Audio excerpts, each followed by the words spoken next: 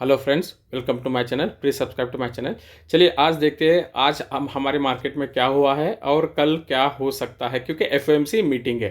FOMC मतलब fade का जो भी रेट कट हो सकता है वो हमको आज ही पता चलेगा रात को, तो कल उसका इम्पैक्ट हमारे निफ्टी और बैंक निफ्टी में भी हो सकता है। एक बात यहाँ पर देखिए फ्रेंड्स, ट्रंप जीत गया, इसके बावजूद ये देखिए एफआईएस का सेलिंग 4 नवंबर को 4000 करोड़, 2500, और यहाँ पे वापस से कल भी इन्होंने 4000 करोड़ का बेचा था 6 नवंबर। तो एक बात हमको पता चलती है कि यहाँ पर एफआईएस का शायद कुछ मतलब उन्होंने दिमाग बना के रखा है कि सर्टन लेवल तक उनको बेचना ही है, भले ही कुछ भी हो जाए।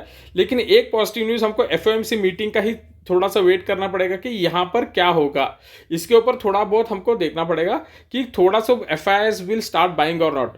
क्योंकि क्या हो रहा है, आप if you see the complete month अगर आप देखेंगे ना, पिछला मंथ अक्टूबर महीना उन्होंने 1,14,000 करोड़ का उन्होंने सेलिंग किया है, और अभी नवंबर शुरू ही नहीं हुआ है 11,000 करोड़ ऑलरेडी उन्होंने सेल कर दिया। जबकि ट्रंप का मतलब विच ही इज गुड फॉर इसके लिए मतलब इलेक्शन बहुत इंपॉर्टेंट होता है, तो ट्रंप के वजह से चाइना के लिए प्रॉब्लम होगा, लेकिन इंडियन मार्केट के लिए he is not bad person. He is Indian market के लिए भले ही हमारे लिए भी 10% वो लोग टैक्स लगाए, लेकिन चाइना के लिए तो 60% टैक्स लगाने वाला है। So which is good thing for India. Let's see अभी होगा क्या एफएमसी मीटिंग का भी। और सेम वे यहाँ पर देख सकते हो, डीआईएस कंटिन्यूसली बाइंग, जो हमारा एसआईपी होता है हर महीना 25,000 करोड़ का एसआईपी फ्लो इनफ्लो होता है स्टॉक मार्केट में। अगर आप देखेंगे तो पिछले महीने in the month of October DIIs ने 1,07,000 करोड़ की बाइंग की है, और नवंबर अभी शुरू होकर थोड़ा सा हुआ है तो 10,000 करोड़ का डीआईएस ने बाइंग किया है, जबकि 11,000 एफआईएस ने सेल किया है। सो अभी ये अपडेट हमको निकल के आ रहा है। और यहाँ पर अगर हम देखेंगे तो एक नॉर्मल सा अगर हम चार्ट एनालिसिस करेंगे तो ये सपोर्ट लाइन है, तो यहाँ पर ये मार्केट घूम रहा है। थोड़ा सा ही टूटा था, लेकिन इलेक्शन की वजह से वापस से रिकवर कर गया था। ये निफ्टी का चार्ट है, राइट फ्रेंड्स।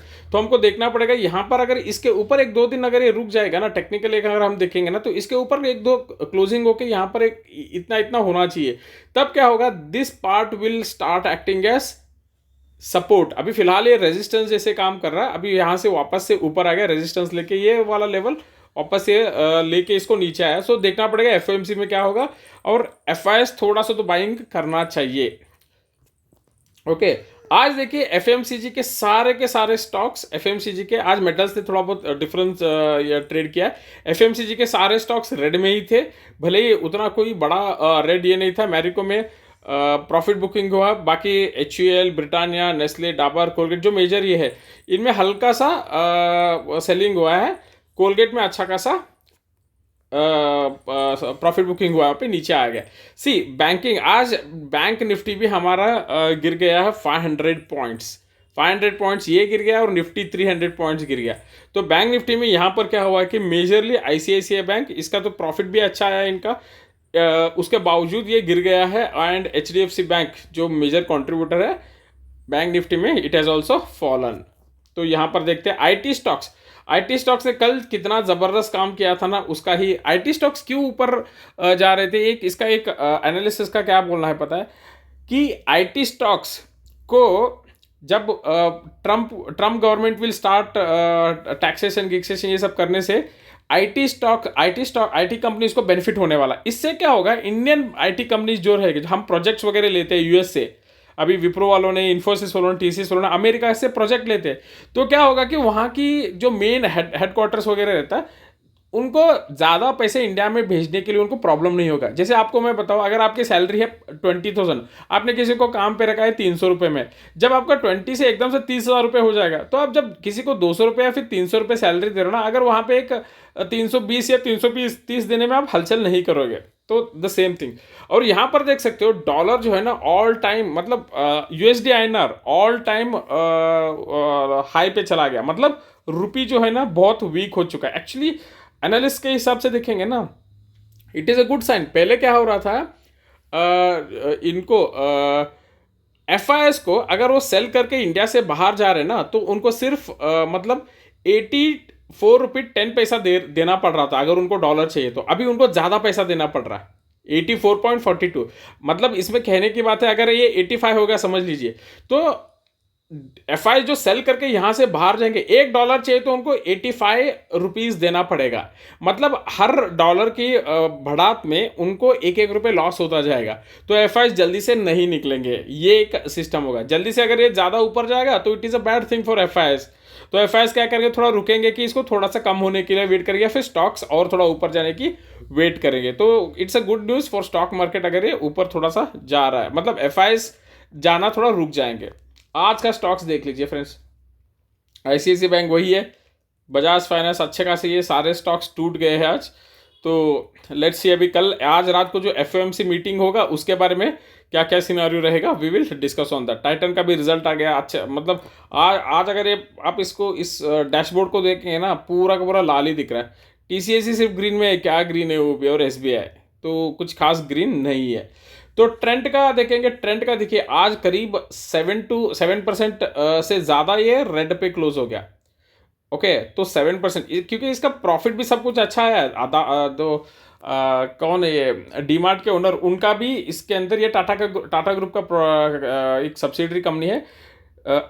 डीमार्ट के ओनर के कंपनी का भी इसके अंदर अच्छा खासा इन्वेस्टमेंट है। तो इनका क्या हुआ है कि profit jump 46% year on year, और रेवेन्यू भी अच्छा हुआ, लेकिन एक ब्लॉक डील होने की वजह से ये थोड़ा सा नीचे आ चुका है यहाँ पर। ओके तो यहाँ पर देखिए, this is the Tata group का एक स्टॉक है, 46% सर्ज हो गया इनका प्रॉफिट में, और एक्सीडेड प्रॉफिट का भी, एक्सीडेड प्रॉफिट को भी इसने ज़्यादा ले लिया, प्रॉफिट से भी ज़्यादा, राइट। तो यहाँ पर देख लीजिए, ये है ट्रेंड का चार्ट, ट्रेंड जो स्टॉक आज हुआ है ना, तो यहाँ से मतलब 8200 से गिरते हुए 6500 तक आ गया। कुछ अंदर की खबर पहले उन लोगों को मिल जाता है, so nothing can be done. तो ये है, अभी देखिए ये मेजर जो भी एक पॉइंट्स है आई विल कवर, कि इसके बावजूद मतलब ट्रम्प जीतने के बावजूद भी क्यों ये मार्केट हमारा गिर रहा है, this is the main reason. यहाँ पर क्या है कि मेगा इफेक्ट, क्या क्या इन्होंने एक एनालिस्ट का बोलना है कि एफपीआई का जो है ना वो, मतलब ये कंटिन्यूसली ये बाहर ही जा रहा है। What's happening in the market की एफआई कंटिन्यूसली बाहर ही जा रहे हैं, एक रीज़न दिया। और दूसरा है कि यूएस का बॉन्ड का ना, मतलब ये राइज हो गया यूएस बॉन्ड का, जो मतलब पैसा अगर यूएस में ही बनेगा ना, तो why they will invest in India. जब मतलब समझिए कि अगर आपको बैंक में एफडी में ही अगर किसी ने 20% देने लग गया, तो क्यों म्यूचुअल फंड में इन्वेस्ट करोगे, क्यों स्टॉक मार्केट में आओगे, एफडी रख दोगे आप। So same way higher yields वहाँ पर बढ़ गया ना, अगर आप डॉलर का जो बॉन्ड्स रहेगा उसका रेट बढ़ गया, तो सेम वे वहाँ पर ही सीम हो रहा है। तो ये कि डॉलर का रेट बढ़ गया, जो the same thing that we covered, dollar का रेट बढ़ने की वजह से रुपी वीक हो गया, और मतलब यूएस के मार्केट में ये इन्वेस्ट ज़्यादा होने लग गया। इन्वेस्ट मतलब क्या हो रहा है कि now Trump will do good things first to America, फिर बाकी दुनिया के बारे में सोचेगा। So this is the third point. और रेट साइकिल जो है ना, रेट कट होने वाला था जो आज रात को भी हमको आने वाला, तो शायद ये थोड़ा सा डिले हो सकता है, दिस इज द चांसेस। क्योंकि ट्रम्प गवर्नमेंट एक ऐसा चीज़ है कि he will focus on tax cut, ये सब में उसको ज़्यादा फोकस करता है। और क्या है कि 60% इम्पोज ऑन चाइनीज़ इम्पोर्ट्स, ये ही एक मेजर पार्ट है जो इंडिया के लिए बेनिफिट होगा। और 10 to 20% tariff on other countries, जिसमें इंडिया भी आ गया। चलिए हमको तो शायद 10 से 15% ये करेगा, गिव एंड टेक रिलेशन रहेगा, लेकिन 60% का जो है ना चाइना के ऊपर जो लगने वाला है, it is a beneficial thing for India. FIIs outflows, yes आप देख सकते हो, ये वापस से मतलब कल 4400 करोड़ का इन्होंने सेल किया था। और टैरिफ हाइक मतलब वही है कि जो भी इसका टैक्सेशन वगैरह था उसके ऊपर भी इम्पैक्ट पड़ रहा है। ओके तो ये सारे मेजर न्यूज़। और आज देख सकते हो आज क्या हुआ है, डॉलर सॉरी डाउ जोन्स 43,800, ये 44 इसका 44,000 डाउ जोन्स का ऑल टाइम हाई है, अभी उसके नज़दीक भी आ रहा है। अगर आज एफओएमसी मीटिंग हो गया और यहाँ पर रेट कट हो गया तो ख़त्म है, फिर ये 44 भी क्रॉस कर देगा।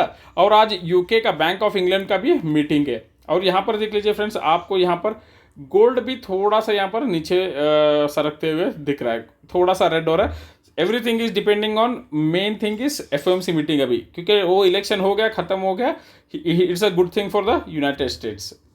And coming back to dollar index, वही है कि डॉलर इंडेक्स थोड़ा सा प्रॉफिट बुकिंग हो गया एफओएमसी मीटिंग की वजह से, कल ये 105 से भी ऊपर गया था, right. And now come to some 2-3 more this one news.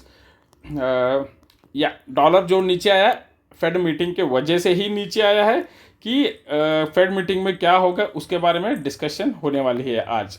Okay, same news कि फेड का क्या होगा। ओके, यहाँ पर एक न्यूज़ चलते हुए आ रहा है कि 50 बेसिस पॉइंट सितंबर में जो हुआ था ना, इस बार शायद सिर्फ 25 बेसिस हो सकता है। आज ही रात जस्ट अनदर 4-5 घंटे में आपको पता चल जाएगा। और यहाँ पर मैं हिस्ट्री दिखाऊंगा, रेट कट का हिस्ट्री क्या हुआ था। I will just show you that कि पिछले इसमें कैसे हुआ था। ये देखिए क्या रेट था यहाँ पर 2021 में, सिर्फ 0.25 पैसा था। सी कितना कम था वहाँ पर रेट।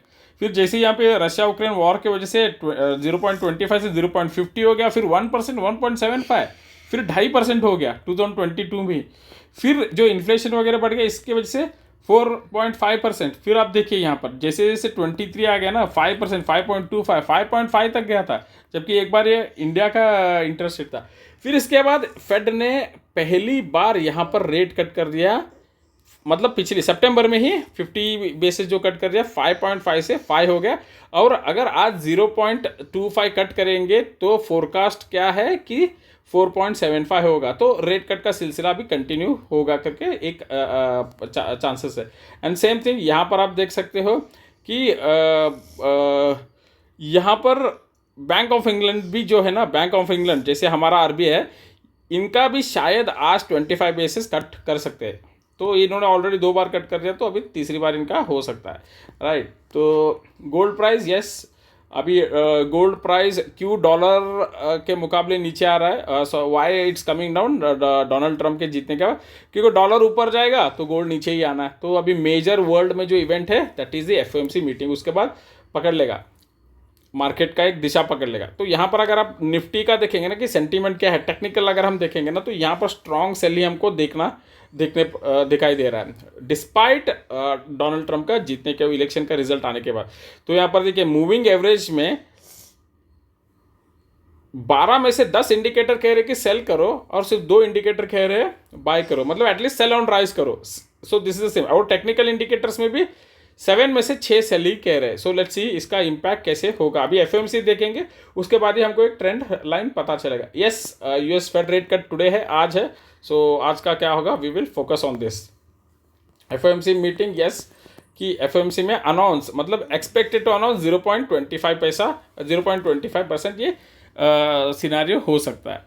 तो आज के लिए इतना ही है फ्रेंड्स। कल देखेंगे कि मार्केट क्या होगा। अभी इसके बाद क्या होगा, आफ्टर 0.25 बेसिस का रेट कट होने के बाद दिसंबर फर्स्ट वीक में आरबीआई का रेट कट का इनका डिसीजन आएगा। तो शायद, क्योंकि अभी देखिए हम फेड में और आरबीआई में फ़र्क क्या रहेगा, अगर क्रूड ऑयल का रेट ज़्यादा हो गया ना, तो क्रूड ऑयल का रेट ज़्यादा होने की वजह से यूएसए को फ़र्क नहीं पड़ेगा, क्योंकि यूएसए के घर में ही है oil, crude oil, they don't bring it from outside. लेकिन इंडिया को क्या रहेगा, हम रशिया से परचेज करते हैं, यूएस से परचेज करते हैं, सऊदी से परचेज करते हैं, इस वजह से हम कुछ नहीं कर सकते। यहाँ पर हमारा और उनमें फ़र्क होता है। वो लोग रेट कट कर सकते हैं। एंड लास्ट टाइम जो आरबीआई ने रेट कट डिसीजन जो डिले किया था ना, which happens to be a good decision by RBI.